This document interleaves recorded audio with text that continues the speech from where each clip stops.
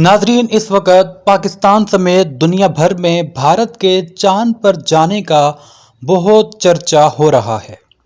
लेकिन सवाल ये पैदा होता है कि क्या भारत वाकई चांद की सतह पर कदम रख चुका? क्या भारत की जानिब से चांद पर पहुंचने का जो दावा किया गया वो दुरुस्त है? तो जी हाँ नाजरीन, आज की इस वीडियो में हम कुछ हकाइक के बारे में थोड़ी सी गुफ्तगू आपके साथ शेयर करेंगे।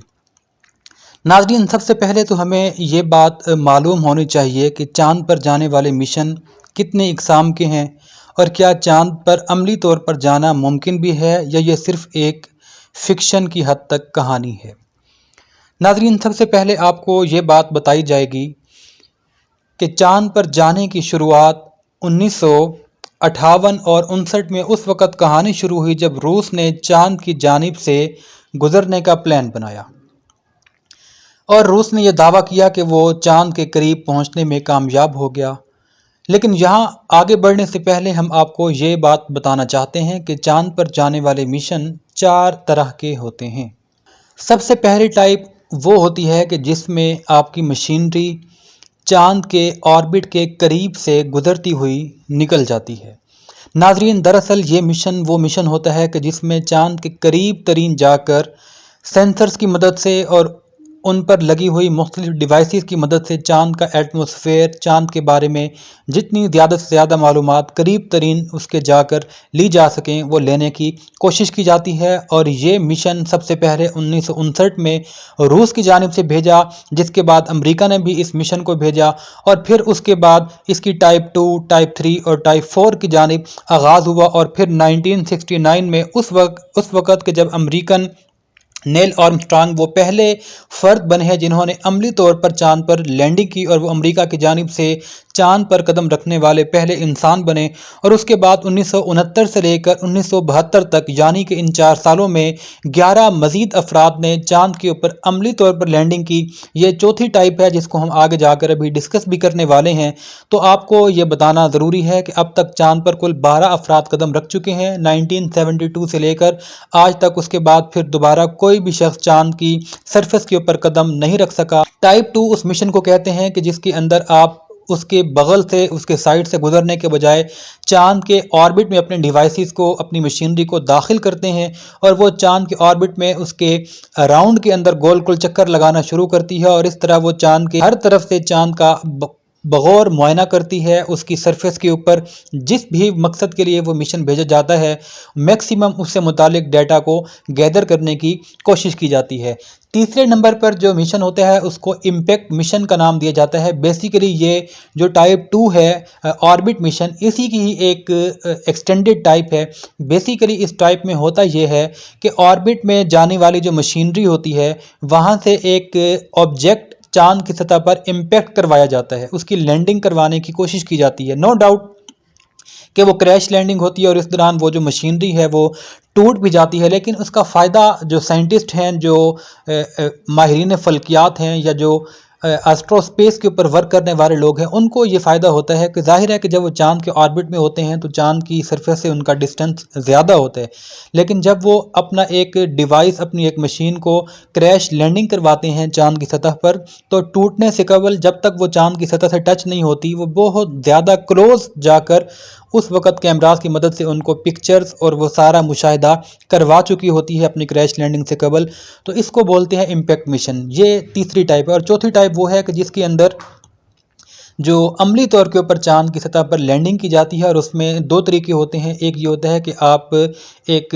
रोबोट कह लें या एक रोबोटिक आप व्हीकल कह सकते हैं जिसको पहिए लगे होते हैं। बेसिकली ये रोलिंग मिशन होता है क्योंकि वो जो आपकी गाड़ी होती है वो चांद की सतह के ऊपर रोल आउट करती है और फिर उसी में से ही जो इंसान हैं जो फिज़िकली जिसको हम कहते हैं कि लैंडिंग की है, जिस तरह नील आर्मस्ट्रांग ने की थी या इसके अलावा 11 दीगर लोगों ने की थी। बल्कि ये बात भी बड़ी दिलचस्प है कि पहले इंसान की लैंडिंग है, उसके बाद गाड़ी ने वहाँ पर लैंड किया था। तो वो उसको वहाँ पर लैंड करवाया जाता है। वो सबसे डिफ़िकल्ट वे होता है क्योंकि अमूमी तौर पर क्रैश लैंडिंग के वक्त जिस तरह हम बता चुके हैं कि डिवाइस आपकी तबाह हो जाती है, तो उस रोलिंग गाड़ी का जिसको 4 पहिए लगाए जाते हैं उसका भी तबाह होने का खदशा होता है। तो ये सबसे मुश्किल और कठिन मरहला होता है कि आपकी गाड़ी कामयाबी से लैंड कर जाए। اب ہم آتے ہیں انڈیا کی جانب۔ انڈیا کی جانب سے یہ کوئی آج کی کارروائی نہیں ہے، بلکہ اس سے پہلے 22 اکتوبر 2008 کو چاند پر پانی کے ثبوت ڈھونڈنے کے لیے پہلا چندریان 1 مشن بھیجا گیا، اور اس نے کامیابی کے ساتھ یہ آ کر انکشاف کیا کہ چاند پر جنوبی حصے میں پانی کی ایک بڑی مقدار کے شواہد ملے ہیں۔ جی ہاں ناظرین، یہ انڈیا کا پہلا چندریان مشن تھا کہ جس نے پوری دنیا کو ایک نئی جانب، ایک نئی سوچ، ایک نئی تھاٹ دی کہ چاند پر پانی کے آثار موجود ہیں، اور یہ بات ہم جانتے ہیں کہ جہاں پر پانی کے آثار پائے جاتے ہوں وہاں زندگی کے آثار کا ملنا بھی ممکن ہوتا ہے۔ اور اس کے بعد پھر امریکہ اور چائنا نے اپنے مختلف مشنز کو بھیجنے کی شروعات کی۔ انڈیا کی جانب سے 2019 میں چندریان 2 ایک مشن بھیجا گیا تھا جو کہ فلاپ ہوا۔ بیسیکلی وہ فلاپ نہیں ہوا تھا، اس میں ہوا یہ تھا کہ یہ جو مشن تھا یہ ٹائپ 2 کا تھا، کہ جس کے اندر جو ان کا چندریان 2 کی جو ڈیوائس بھیجی گئی تھی اس نے آربٹ میں رہ کر پھر ٹائپ 3 کی طرف ایکسیڈ کرنا تھا اور کریش لینڈنگ کرنی تھی، جس کے اندر وہ ظاہر ہے کہ اس نے تباہ ہونا تھا، اس نے ٹوٹنا ہی تھا۔ لیکن اس دوران جو سینسر، جو بنیادی آلات چاند پر پہنچانا مقصود تھا انڈیا کو، وہ اس کو پہنچانے میں کامیاب رہا، اور 3 سال وہ سینسر اپنا ڈیٹا بھارت کی جو خلائی ریسرچ انسٹیٹیوٹ ہے اس کو فراہم کرتا رہا، جس کی مدد سے بھارت نے 3 سال ریسرچ کی۔ انہی کو دیکھ کر اسرائیل نے، امریکہ نے، رشیا نے، چائنا نے اور بھی دیگر یورپی ممالک نے انہی چیزوں سے متاثر ہو کر اپنا مشن دوبارہ چاند پر بھیجنے کی کوششیں جاری رکھیں۔ بالخصوص جو اس کے سینسر تھے ان کو بہت زیادہ اپ گریڈ کیا گیا، باڈی کا سٹرکچر مضبوط بنایا گیا تاکہ جب وہ چاند کی ویلاسٹی جو ایک طے کی گئی تھی کہ اس ویلاسٹی کے ساتھ اس نے چاند کے سرفیس میں داخل ہونا ہے اور پھر اس ویلاسٹی پر آ کے، اس اسپیسیفک اماؤنٹ پر آ کے اس کی لینڈنگ کروائی جائے گی، وہ ساری چیزیں پچھلے ناکام تجربے سے انڈیا نے سیکھی تھیں، ان کو اپ گریڈ کیا، اس پر محنت کی، اور دین پھر بالآخر وہ سکسیسفل ہوئے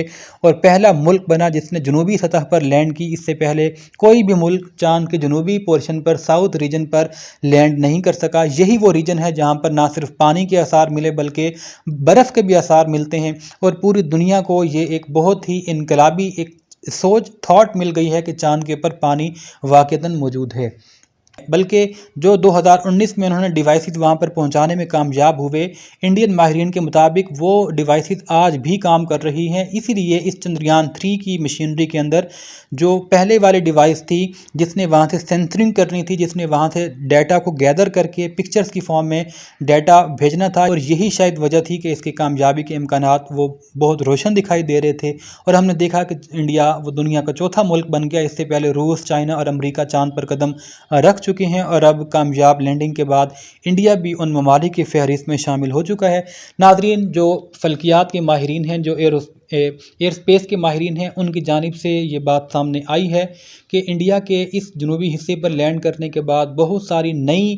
جو تحقیقات ہیں ان کا دروازہ کھل جائے گا، بہت سارے نئے مشاہدات سامنے آئیں گے جن کی بنیاد پر ان فیوچر چاند پر لائف کی پوسیبلٹیز، اور کیا اس سے پہلے وہاں کسی قسم کی مخلوقات رہتی تھیں،